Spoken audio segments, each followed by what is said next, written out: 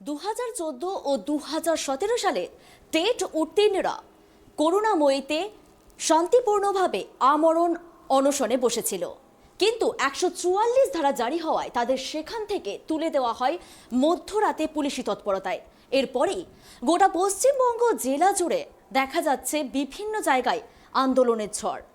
এবং এরই মাঝে আমরা এক টেট চাকরিপ্রার্থীর সঙ্গে কথা বলি এবং তিনি কি জানিয়েছেন শোনাবো আপনাদের আরো একবার। বলছে সরকারের পক্ষ থেকে তোমরা কি প্রতিক্রিয়া পাচ্ছ? আমি কিছু কথা বলতে চাই। 20 তারিখ আমরা আমাদের মঞ্চের পক্ষ থেকে সকলকে নিয়ে আমরা আমাদের দাবিদা আদায়ের জন্য 10 নম্বর ট্যাঙ্ক অর্থাৎ রবীন্দ্র ভারতী বিশ্ববিদ্যালয়ের বিপরীত দিকে আমরা একটা ধর্ণা মঞ্চ বসি।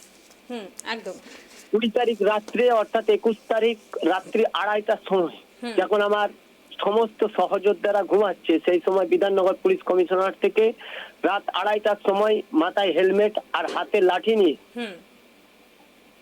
হিংস্র বাঘের মতো পুলিশরা আমাদের চাকরি প্রার্থীদের উপর নির্মম আক্রমণ চালায়। অনেক চাকরি প্রার্থীর মাথা এবং হাতে ফাটিয়ে দেয় পুলিশ। আমাদেরকে কোনো ঘুমন্ত কুকুর কেউ বাড়ি থেকে তাড়িয়ে দেয় না, এইভাবে আক্রমণ চালিয়ে আমাদেরকে দূর দূর করে মেরে তাড়িয়ে দেয়। আমাদের একটাই দাবি ছিল যে আমরা 6 বছরের বঞ্চিত, আমরা 6 বছর ধরে এই জীবন যন্ত্রণায় কাতরাচ্ছি। আমাদের 6 জন সহযোদ্ধা আত্মহত্যা করেছে। আমরা এই 6 জন আমার সহযোদ্ধাকে জীবনদান করেছে। আমরা ওই 20 তারিখ রাত্রেই সন্ধ্যা 6টা 6:30 নাগাদ আমরা এপিসি ভবনের ভিতরে ঢুকি মাননীয় পর্ষদ সভাপতির সাথে দেখা করতে। মাননীয় পর্ষদ সভাপতির কাছে আমরা করজোড়ে আবেদন করি যে মাননীয় পর্ষদ সভাপতি, আপনার সাথে আমরা পূর্বেও দেখা করেছি, এখনো দেখা করতে এসেছি।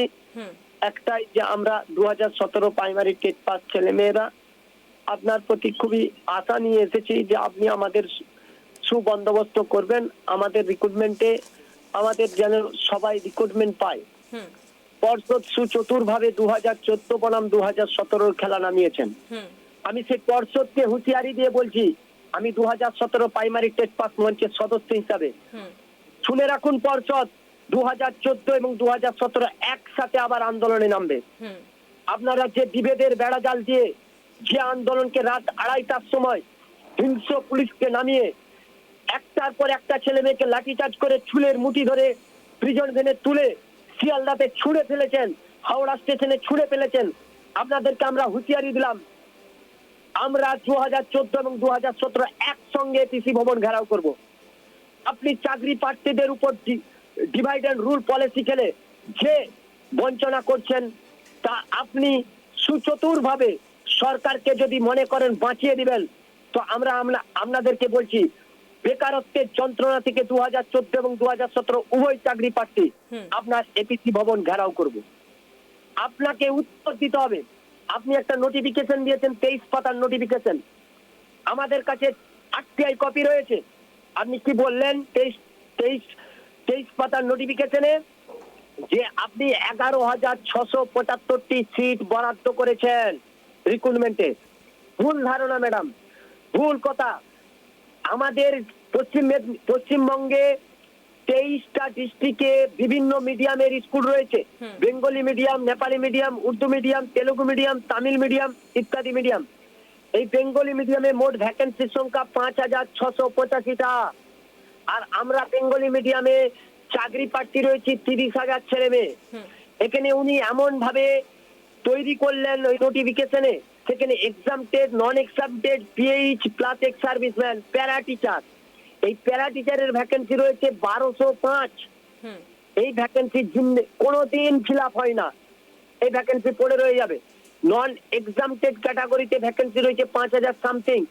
এতে আমাদের সকল চাকরি প্রার্থীরা যদি ইন্টারভিউতে অংশগ্রহণ করি 2 থেকে 3% ছেলে মেয়ে চাকরি পাবে, বাকি সব নট ইনক্লুডেড হয়ে রয়ে যাবে। উনি আমাদের সাথে যে বেইমানি, যে বিচারিতার খেলা খেললেন, আমরা কখনো কল্পনা করতে পারিনি এই জিনিস হবে। আপনার কাছে আমি একটা সম্পূর্ণ তালিকা প্রকাশ করলে আপনি বুঝতে পারবেন। কলকাতা, ডিস্ট্রিক্ট অফ কলকাতা, আমরা আরটিআই করেছিল, ওনারা কোনো অ্যান্সার দেয়নি। ওনারা যেটা আমাদেরকে দিয়েছে নোটিশ আকারে 258টা সিট রয়েছে। উত্তর 24 পরগনা আমরা আরটিআই করেছি 793টা ভ্যাকেন্সি ওনারা দিয়েছেন, শুধু মানে অন্যান্য মাধ্যম বাদ দিয়ে শুধু বাংলা মাধ্যমে আরো কম দিয়েছেন, অন্যান্য মাধ্যম নিয়ে 8,868টা। এরকম করে আমাদের 11টা রিপ্লাই দিয়েছেন, আর বাকি রিপ্লাই দেয়নি। অবাক মাননীয় পর্ষদ সভাপতি আর মহামান্য শিক্ষা দপ্তরের কাছে। আমরা 2017 ফর্ম ফিল আপ করেছি, আজ 2022 সাল, নদিয়া ডিস্ট্রিক্টে অ্যান্সার দিচ্ছেন নো ভ্যাকেন্ট, কোনো ভ্যাকেন্সি নেই। আমি মাননীয় পর্ষদ সভাপতির কাছে জানতে চাই, আমরা আরটিআই করে বিকাশ ভবন থেকে জানতে পেরেছি প্রতি বছর নাকি প্রাইমারি টিচার যে মাস্টারমশাইরা রিক্রুটমেন্ট হয় সেটা 4,000 বা 4,500। তাহলে কি নদিয়া ডিস্ট্রিক্টে কোনো মাস্টারমশাই রিটায়ারমেন্ট করেননি? নদিয়া ডিস্ট্রিক্টে কেন নো ভ্যাকেন্ট? পশ্চিম মেদিনীপুর ডিস্ট্রিক্টে মাত্র 94 ভ্যাকেন্সি, আর জেনারেলদের জন্য 4টা ভ্যাকেন্সি। পশ্চিম মেদিনীপুরে এই 6 বছরে একটা মাস্টারমশাই রিটায়ারমেন্ট করেননি। পূর্ব ঝাড়গ্রাম ডিস্ট্রিক্ট আপনি কোনো অ্যান্সার দিলেন না। আরো অন্যান্য ডিস্ট্রিক্ট যেমন দার্জিলিং, কালিম্পং, এতে কোনো অ্যান্সার দেননি আপনি আমাদের সাথে বেকার ছেলে মেয়েগুলোর সাথে 6 বছর যারা বঞ্চিত হয়ে 8 বছর যারা বঞ্চিত হয়ে বসে আছে তাদের সাথে কি বিচারিতার খেলা খেলছেন? আপনি আমাদেরকে সত্যিকারের চাকরি দিতে চান, না আমাদের সাথে রাজনীতির রঙ্গমঞ্চে রঙ্গলীলা খেলছেন? ওনাকে উত্তর আজ নয়তো কাল দিতে হবে।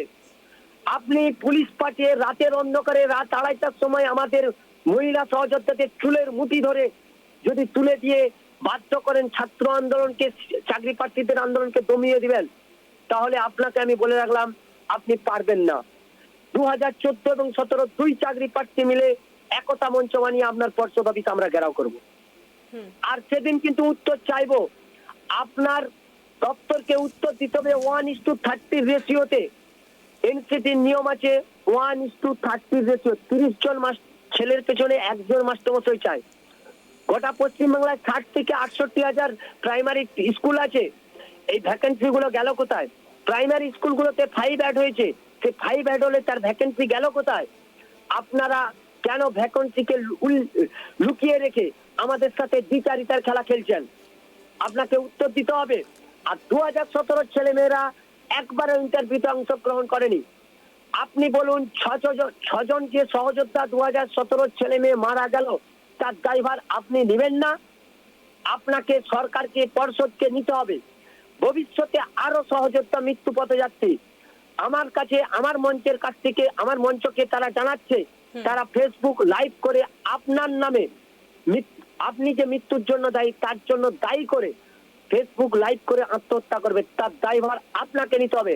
কারণ আমরা 4 জন ছেলে মেয়ে আপনার পর্ষদ অফিসের ভিতরে ঢুকেছিলাম। আপনি জানেন আমার নাম বামাপদ পান ঢুকেছিল, সাদেক বিশ্বাস ঢুকেছিল, সাদ্দাম হোসেন ঢুকেছিল, রিন্টু সমাদার ঢুকেছিল। এই 4 জন 20 তারিখ সন্ধ্যাবেলা আপনার সঙ্গে দেখা করে এসেছিলাম। আপনাকে বলেছিলাম আপনি স্বচ্ছতার সাথে এনসিটি রুলস এন্ড রেগুলেশন মেনে আপ টু ডেট ভ্যাকেন্সিতে রিক্রুটমেন্ট প্রসিডিওর চালান। আপনি আপ টু ডেট ভ্যাকেন্সি মানে কি বুঝেন আমার জানা নেই। আমাদের কাছে যাই আরটিআই কপি রয়েছে, আপনাকে সেই তথ্য আমি জানালাম। যদি আপনি এর সুবন্দোবস্ত না করেন তাহলে বৃহত্তর আন্দোলন এবং আদালতে মামলা দুটোই আমাদের, এছাড়া আমার কোনো পথ নেই।